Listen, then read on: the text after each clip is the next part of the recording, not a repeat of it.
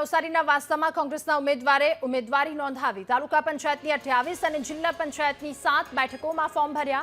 વાજતે ગાજતે rally કાઢી ઉમેદવારોએ form ભર્યા। મોટી સંખ્યામાં કોંગ્રેસના કાર્યકર્તાઓ રેલીમાં જોડાયા ત્યારે ધારાસભ્ય અનંત પટેલે ટકાવારી રાજને ખતમ કરવા માટે કોંગ્રેસ મેદાને આવ્યું હોવાનું કહ્યું। ચૂંટણીમાં કોંગ્રેસની જીતનો આશાવાદ પણ તેમણે વ્યક્ત કર્યો।